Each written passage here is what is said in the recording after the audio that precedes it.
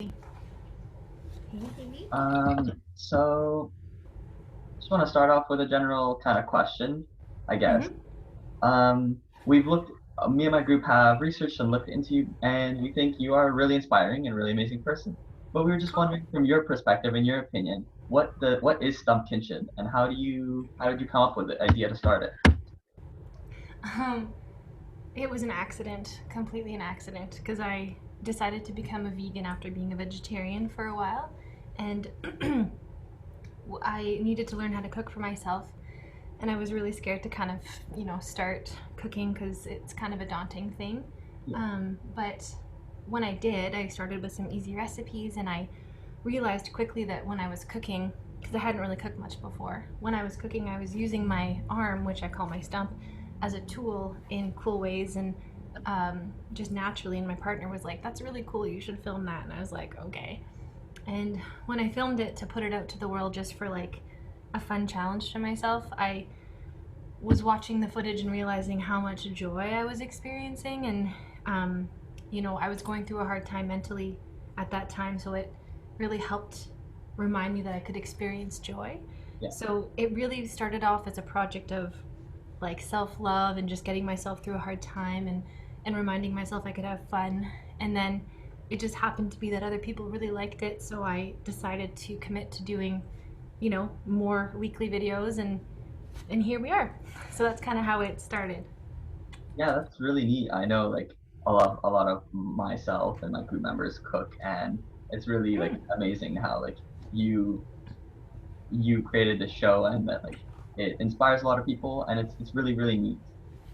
Cool. Um, and at the beginning, did you plan for Stump Kitchen and the show that you created to be a platform for advocation of social justice or contributing to any movements? Absolutely not. There was no plan. It was just completely a secondary beautiful accident.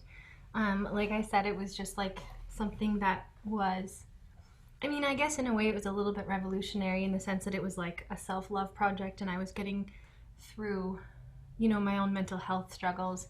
Yeah, Hi. Which, an act of self-love can in and of itself be a bit revolutionary, I think, in this capitalist society.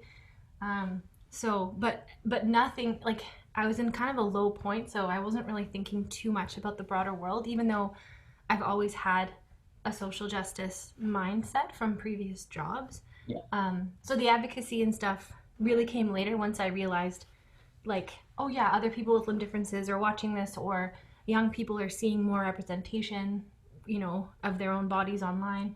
Um, and just like the disability movement in general, that all came later. So it actually taught me a lot about my own potential skills for advocacy, which was really cool. that's really neat. That's a very interesting way of I guess seeing how at first it was a love project for yourself, but it turned into Mm-hmm. so much more. Um, Yeah. we know that I know that um, for me in particular, it is really, really amazing how you have kind of revolutionized cooking, that it's not very traditional for people for disabilities to be very prominent in cooking, I know, but you've Right. kind of revolutionized it and made it a really, really neat thing, and you kind of made it your own very cool idea, and it works perfectly. Um, Thank you. just a quick question. What does it Mm-hmm. mean to you to be able to show that you having a disability doesn't have to mean being at a disadvantage, especially when it comes to something to like cooking? I think it's always really important in this world to be able to expand the ways that people think about others with disabilities in general. And this platform has made me be able to showcase cooking and doing stuff in unique ways with humor. And so I think people are like, oh, that's neat. But also, it's like secretly teaching them not to make assumptions about what I can and can't do. Yeah. And hopefully, then, therefore, that translates to the ways that they look at other people. Mhm. So I think it's like a fun and playful way to change perceptions around disability.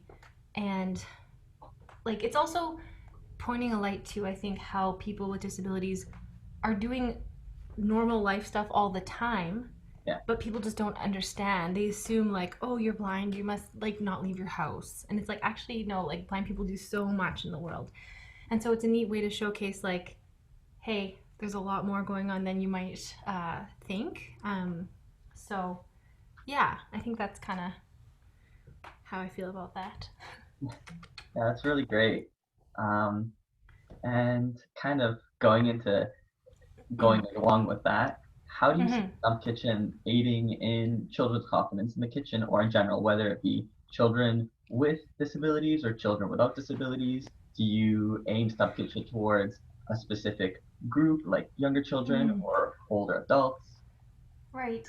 Definitely it's leaning towards kids because when it started, a lot of parents of kids with limb differences reached out to me and they were like, hey, my kid is like you. Yeah. Let's meet. Do you want to cook with them? And that's how I met a lot of my kid guests. Mhm. So I think it is very geared towards kids, although it's not all kid friendly. Like I do swear and bleep out stuff. But Yeah. I think the kids stuff is really important because when I was little, I didn't have a lot of representation that I could see in the media and in movies and whatever. And plus, there wasn't really the internet back then. Like it started when I was in like high school, because I'm old like that. But I think that for kids, um, two things. First, like the representation and just and being seeing someone like them try something that they might think they can't because kind of that's how the larger world says to people with disabilities, like, oh, you're at a bit of a disadvantage, you have a lack, therefore it might be hard, blah blah blah.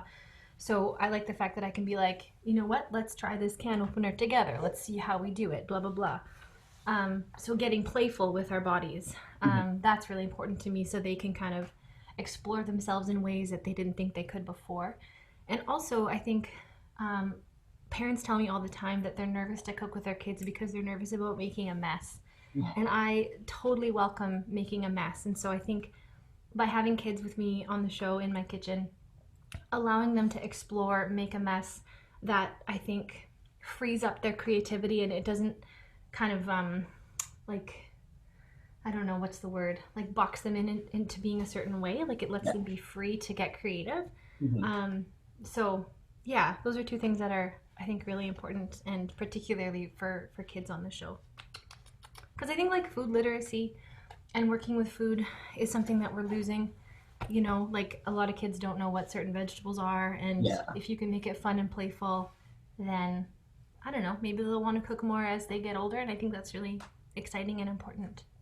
Definitely, that's really great. Your platform, I think, is really helping a lot of the younger generation, the younger kids, become more confident with food. And um, as you know, Mm, this generation heavily relies on like fast foods and takeouts because a lot of people aren't yeah, generally comfortable with creating food or preparing food, and they're just scared to handle food. So I think what you're doing yeah, is really, really great because you're growing that next generation of young kids and like young adults soon to be mm-hmm. very comfortable with food, and I think that's really neat, and I love to Mm-hmm. hear that. Um, Cool. moving away, we both touched on it. I touched on it a little bit, and you touched on it a little bit about the disability justice and movements similar to that.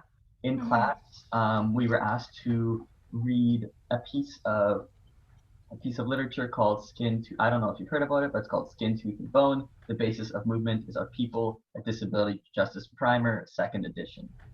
Right. And Yeah. it's by Sins and Valid, and it talks a lot about the stuff what you said, how just because someone's blind doesn't mean they can't leave their house or they can't Mm-hmm. go. They're still human beings and they're still people, and they still have a lot of value to society. And Mm-hmm. how me and my partners, group members, have discussed and read it and stuff like that, and talked about how it's really important and that these people are still really strong and really really unique people, and kind of Mm-hmm. leading into that, like you talked about, so there was no really social media back in the day, but now social media is really prominent, right? How do you Mm-hmm. think social media and the internet have become? Do you think social media and the internet have become excellent places to build a platform for social change and inspiring healthy behaviors? Absolutely. Absolutely. I think um, I will also just note I don't I don't know if when you said healthy behaviors if you mean because I do a vegan cooking show. I don't think I'm always healthy and I don't think that vegan also means healthy. I think that's kind of a um, I was something thinking, sometimes people can assume. Is that what you meant or healthy behavior. I believe we were intending more of like as like good habits, kind of. mm, cool cool cool. Um, so I think social media is one of the most powerful tools that we have for good. Particularly just like, hi, there you go, baby.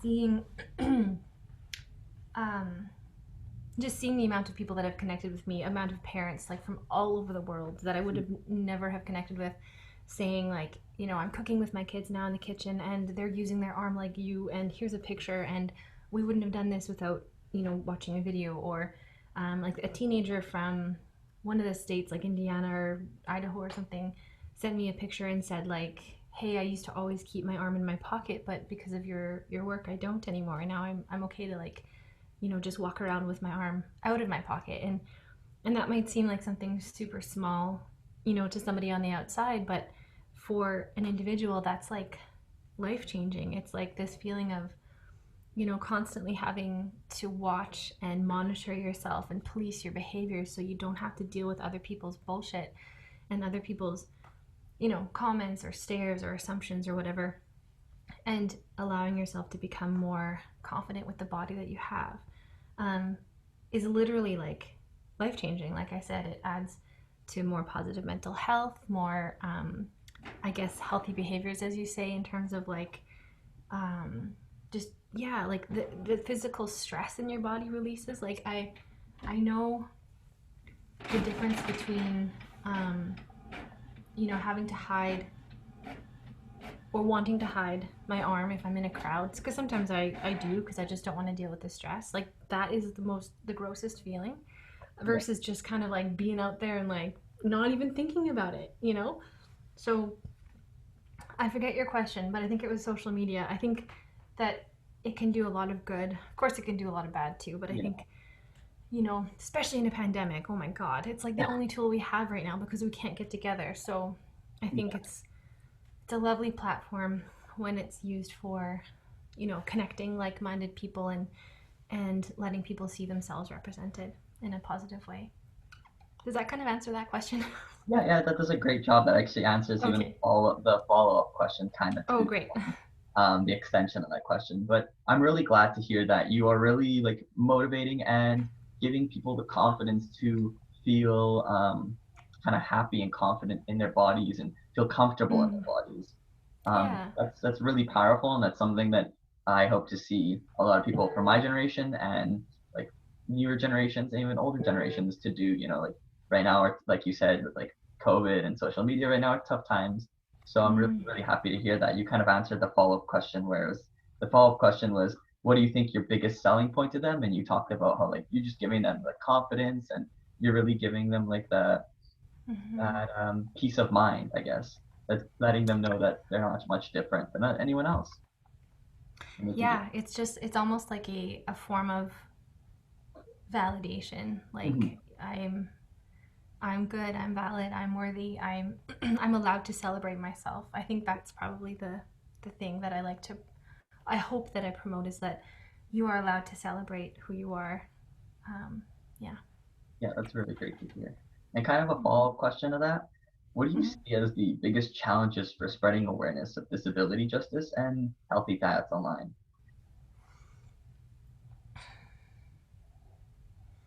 Well, I think for like healthy habits and healthy diets and cooking and that kind of stuff, I think, mm,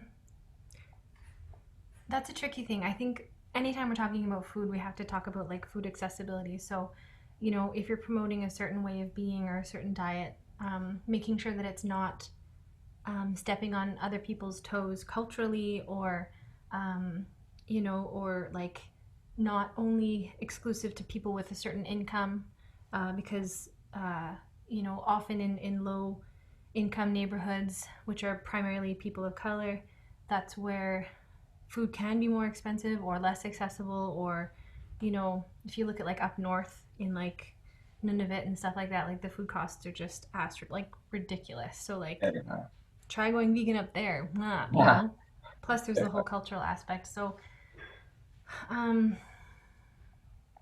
I don't really know how to answer that part of the question. Like all I know is that anytime I'm talking about veganism, it has to always be couched in like a very personal choice, and it's not, I can't ever push it on anybody else. Yeah. And I have to always recognize that veganism came from, people of color originally, like Buddhists, etc., and it became a very like white thing in the last like few decades. Mhm. And now it's like eat vegan, do yoga, and it's like kind of erases the whole, like the places that it comes from. And I want to do my own learning about that because there's lots that I don't know. And what was the other part? There was the healthy eating, and what was the other one? Oh, Uh, disability justice. yeah, like what do you find the biggest challenge for spreading awareness for that? Honestly, like internet trolls and stuff. Yeah. There's a lot of hate. Like I just did me and a bunch of people with limb differences did a campaign called Not a Witch, where um, like there's a new witches movie out where Anne Hathaway played a witch and they made her hands into ones with limb differences when they didn't have to. And so it was like to make her more scary. Um, and often, so like that's the idea of like adding disability to make a character more scary, like one of those tropes. So me and a bunch of folks posted about that, and how it's problematic and whatever. And we got so much backlash from so many internet trolls that I was just like, oh my god, what? So I think it's that. I think it's like when you speak up against something, you have all these people that are like, oh, it's just a movie, just suck it up, like it's fine, you're just such snowflakes, like you're so sensitive, like blah blah blah. I think there's an automatic shutdown for people when certain social justice issues are brought up. Mhm. um, and yeah, so I think the kind of like the trolling and stuff makes you feel very isolated and alone and makes you doubt yourself. Yeah. So I think that would be the biggest barrier.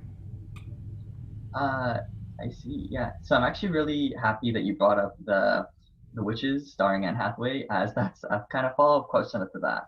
Okay, great.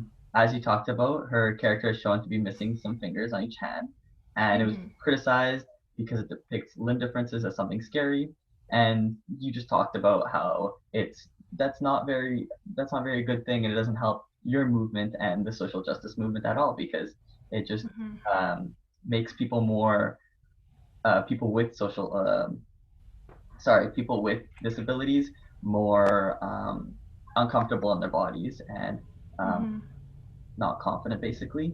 Mm-hmm. How would you say that the media and like Hollywood depicts like limb differences as frightening body features, and like how do you think the stigma perpetrated by Hollywood and society as a whole plays into the role in the fight for disability justice?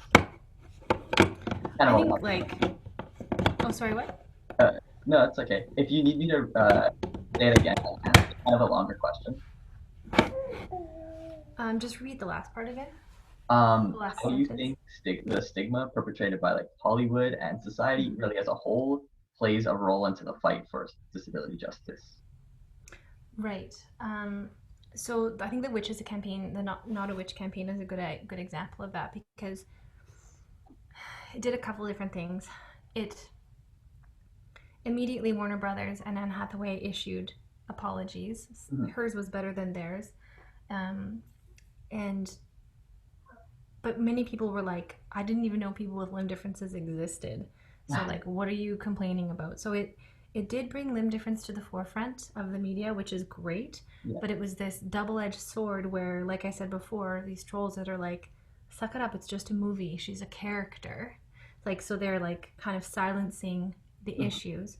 But it's also bringing up the issues, which are um, basically like adding or painting on disability. And they were like, her hands just look kind of like, um, I don't know what they were trying to say. Like they just look like scary witch hands. But if you look at like ectrodactyly, is that how you say it? It's in the news articles. It's like her hands looked exactly like that limb difference condition, which is so real that people get picked on for a lot. Um, so it I just lost my train of thought. One second. Okay. So what was Take your I time. saying? Um. Oh yeah. So like adding disability to make something scary. Um.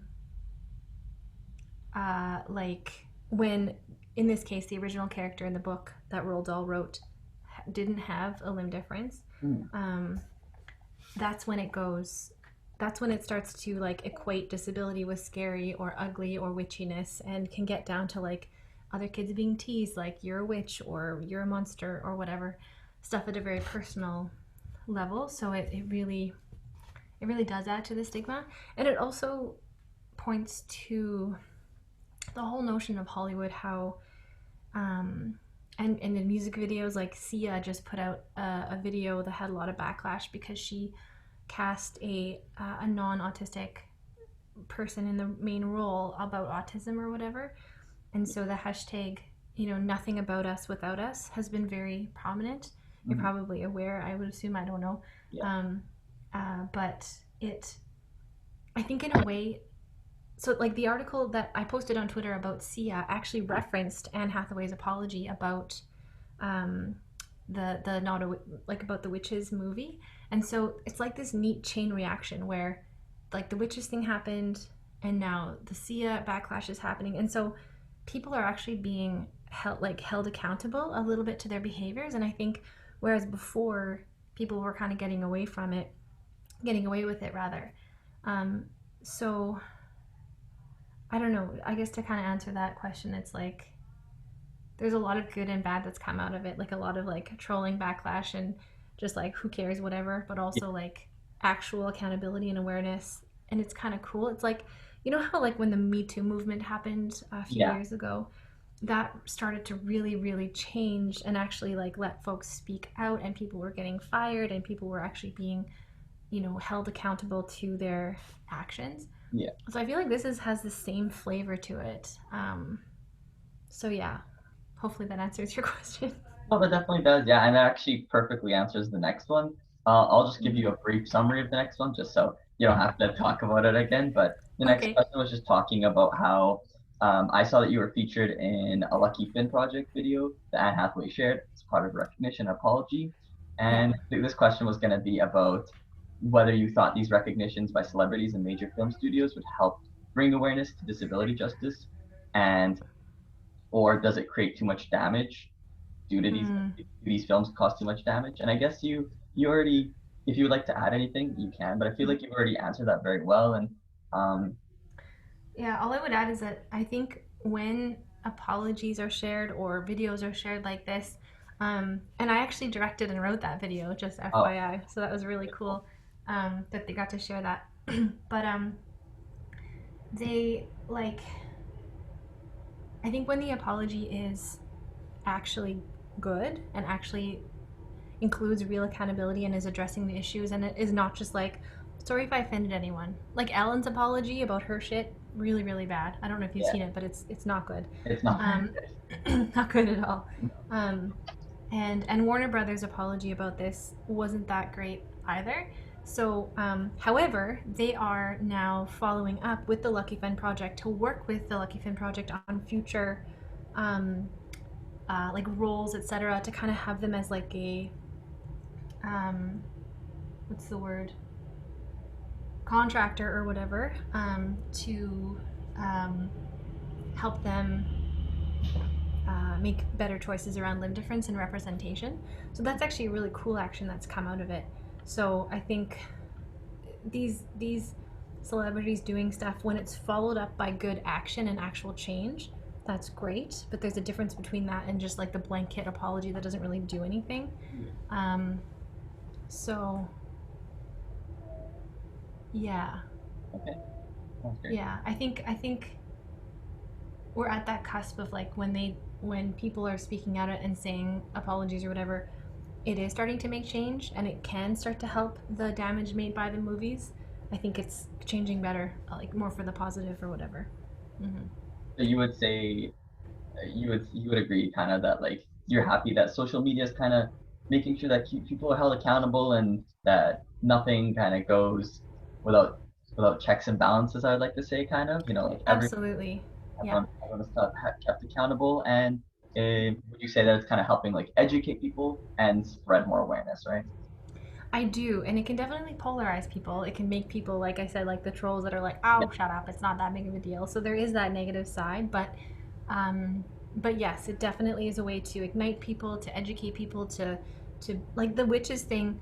I think it was just a matter of days. Like it Mhm. was like I did my post around the middle of the campaign, and I think the next day or 2 days later is when Warner Brothers and Anne Hathaway issued their apology. It was so quick, Yeah, and so to see how fast that happened was really powerful. So I think, yeah, it's a cool tool. that's that's really really neat. Kind of moving further along with the disability Mm-hmm. justice and the idea of spreading awareness. Of course, activism is a very activism is a very strong and powerful has a very powerful role in our societies today for Mm-hmm. change and for movements and for radical ideas. Thank you. Mm-hmm. But as you know, that the lawmaking process can be sadly it is very long and very Mm-hmm. complicated. And even when we try so hard, like after years and campaigns of activism, sometimes it can take so long for lawmakers to create laws to mediate and help Mm-hmm. help people, whether it be like cultural or racial or people with disabilities.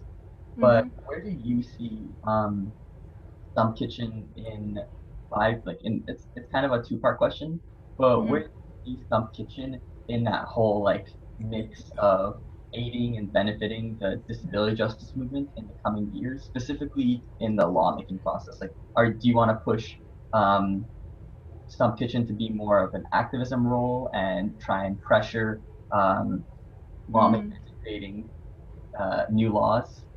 Mm. Good question. um, I don't have any specific intention to like do that specifically around laws, etc. However, I do find that um, when it makes sense, I will definitely speak out around issues like the Not a Witch campaign is a good example of that. Um, or if there's things locally around, new accessibility practices or maybe like installing something in the city buildings that would make it more accessible for wheelchair users or whatever, I would definitely, jump on that and promote it. But I wouldn't say that my goal is to become a pure advocacy channel for law, etc. Um, but in my personal life, I will go to protests and I will, connect with people and I will engage with issues, socially just issues around like disability and stuff. Um, so I think I'm comfortable with the way that my channel and work impacts social justice for folks with disabilities in the way that it does in terms of like, you know, our own internal strength and representation in the media, speaking out about anything from like food to mental health to bodies and just enjoying ourselves, talking with other people with disabilities, interviewing them, having their voices be heard. I think that is my level of advocacy at this time. That makes sense. Um, and I don't know what will change. Like I don't know if it'll get more intense or not. I think it depends on what happens in the world. Um, and if we have a bunch of conservative leaders that are dicks and take away funding Yeah, for like, certain types of healthcare that support folks with disabilities, then I will be more vocal. And I think it really depends. But I've never really planned Stump Kitchen. It kind of comes as it comes. So we'll see what happens. Oh, yeah. Sorry about that. Just my home phone. that's okay. No I problem. had to turn it off. Yeah, that's really great to hear. Um, I know that. Uh, sorry. Yeah, That's uh, okay. yeah. Lawmakers aren't always very rational, and they don't. A lot of them don't deal with many real world problems or don't encounter like people with problems. And we kind Yeah, of do help them out, I guess, sometimes and give them like our opinions on stuff. So mm-hmm. we can better society Absolutely. and better everyone's lives. Kind of don't want to keep you here for too long. Sorry about this. Kind of try That's and okay. wrap it up, and I'm gonna leave Great. how we talked about um, disability justice back into Stump Kitchen. I want to kind of go back into that a little bit. Okay. So, have you ever considered having a segment on your channel discussing the history of disability justice? Oh yeah, that's a great question. I in the my recent video about the Not a Witch campaign, I did allude to um, issues around eugenics and the way that folks with disabilities are treated around the world, and that I think I have a lot of passion about that, and I have a lot of more learning to do. So I think that it automatically lends itself to things like the Not a Witch campaign for me to do more research and to talk about that. So I definitely, yes. I think it'd be really cool to interview people or like do live streams with people about the history and learn their perspectives. And I also think that um, when I started meeting the kids that I cook with on my show, a lot of their parents would tell me stories that, when they were in the hospital and getting ultrasounds, that the doctors would find the limb difference and ask the parents if they'd like to terminate their pregnancy. And that really set me off, and I had no idea. And like these kids were born in like 2010. Like this is like recent history. Mhm. And so that I think is another element of disability justice that I have spoken to in other videos and will continue to, because like I always say, I'm pro-choice. They have the right to do what they need to with their bodies, but if the only reason they're going to have, terminate their pregnancy is because a doctor sees a limb difference and asks them, and they're like, oh, should I? Like, I don't, like it's just such a gross mentality. And um, so yeah, I think that stuff is really important, and up until this point, it's happening very organically. Mhm. Um, so I might just follow that trail and see where it goes. That's really great to hear. And I know that you briefly touched on this a little earlier, but I'd like to kind of recover it. Mm-hmm. So I know that on Stump Kitchen you have a series titled "Parenting with a Limb Difference," Mm-hmm. where you interview a couple of people on their experience parenting with limb differences, Mm-hmm. what experiences, positive or negative, have really stood out to you the most in your experiences of parenting with a limb difference, and did it really contribute to your motive to make this series? Um, so I was motivated to make the series when I was pregnant, because when I was looking for resources around parenting with a disability or parenting with one hand, there's basically nothing. And I was wondering, like, how am I going to change diapers? How am I going to, dress my child? Like I was practicing dressing a stuffed animal with a onesie with snaps on it, and I was having so much trouble that I broke down in tears. And I was like, how am I going to dress my baby? And so I wanted to reach out to other parents who've already had kids who've been through this to basically, help answer my questions. And then in the meantime, make videos to share to the world that, they could also have their questions answered, because there's such a lack of resources. Mhm. So I didn't have any issues at the time because I was just pregnant. I just had a lot of fears and questions of things I might not be able to do, or my own confidence, I guess. But since having my baby, most things have been really, really good. I just do things, I take things slow. I try things one at a time. I have a really supportive partner. I haven't had any barriers really to what I can or can't do. The only thing that I don't do is cut my baby's nails, because I find it hard enough to cut my own nails. I don't want to like try it on Jobin. But everything else has just come pretty naturally. So, yeah. That's really really great to hear because you are also alongside the Stump Kitchen something simple as that. Um, Something simple as the segment in uh, of Stump Kitchen, the series. It really, I 100% guarantee you that really motivates parents with a limb difference, and it really Mm-hmm. gets them to be a lot more confident. I can assure you that you have Mm-hmm. a lot of confidence and motivation to the table. Where, like you said, maybe people with limb differences before your show might have been hesitant to have a child, but Yeah. I definitely think that people now after if they watch your show and after watching your show would be a lot more confident in having a child and being able to raise a child with a limb difference, and Mm-hmm. that's really great to hear. That makes me Thanks. very happy to Yeah.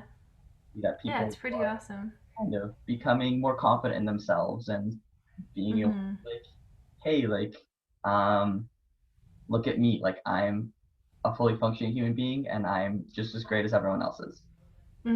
Just doing things a little differently and it's just fine. Yeah, Yeah. it's nothing wrong with that, you know? Like sometimes there will be roadblocks in life, but we kind of like have to help each other out and assist each other. And I feel like this is kind of leading into the next question. The connections and the bonds that we make with people are very, very important, and they can kind of um, guide people, and you can really aid people through their lives, through really rough moments in their life to get through and see how great they are as a person, whether Hmm. they're born with a disability or anything really. Um, but through your channel, do you believe that your connections to your viewers is largely due to the fact that you have likely experienced similar experiences? Or is it, and if so, can you expand on some of those shared experiences? Hmm. I think I think one of the main things that draws people to my channel and that helps me connect with people is that I'm pretty authentic. Like I don't try to pretend that I'm perfect or somebody else, and I often don't wear makeup and I don't wear a bra. Like I'm just like whatever, you know. So I think people are just like, sure, hi baby, good morning, hi. Um, oh hi, are you awake? Are you awake, sweetheart? Hi. Oh, good morning. Good morning. And then the shared experiences, I think I often, when I meet other folks with limb differences online or like in person, but mostly online and stuff, like it's usually when I'm like talking about, yeah, like the funny things that people ask me, like, oh, are you right handed or left handed? And I'm like, what? And other people will be like, oh, yeah, people have asked that to me before too. Or like, just like funny situations that we've been in that only that person will understand. Um, so those shared experiences are a beautiful way to bring us together. Um, and I share them on my show, but also just casual encounters, like when we're Instagram friends, and then we can kind of connect that way. Um, so, and honestly, the shared experiences is what makes it amazing because that's what I think makes you feel seen and heard and validated when you're like, ah, oh, you get it. Awesome. Does that kind of answer that question? Yeah, that answers it perfectly. Yeah, the whole Okay, great. idea, the whole notion of connections and feeling less of a person but more of a collective, it creates Yeah. a lot of confidence and it probably brings a lot of sense of security to people. Yeah. And Hmm. kind of just to wrap this up, it does sound like a very generic question, but at times it is a really real question that we have to ask ourselves. And Hmm. how do you see not only Stump Kitchen, but yourself in 5 years? Where would you like to be? And in terms of Stump Kitchen, in terms of activism, in terms of personal growth and personal growth. I don't want a whole lot to change, honestly. I love having not like a life that has some stress, but not a lot of stress. I used to have a lot of stress, so I really like kind of having a nice medium to low stress life, even though it is a bit stressful with the baby. Yeah, I want to be doing the same stuff, but reaching more people, more audiences, more guests, more people with limb differences, more kids. Maybe cooking with Joven on my show. Uh, I just I just want to do more of the same, but I want to reach more people and connect with new guests, maybe worldly, maybe go on a little, tour if I can to just like kind of reach out that way once the pandemic is over. yeah, Um, and just because there's so many people out there to reach. Um, but yeah, I'm not one of those people that's like it's got to be this in 5 years, like a million subscribers. Like I just want to be manageable and make sure I can still connect with people. Um, so just a lot of the same, I guess. But it's a boring answer, but it's what I think would be helpful and good for me. Hmm. it's a very real answer. I feel like you are Yeah. kind of you were saying that you're very happy with life and you just want to move on that way, and that's really Hmm. great to hear.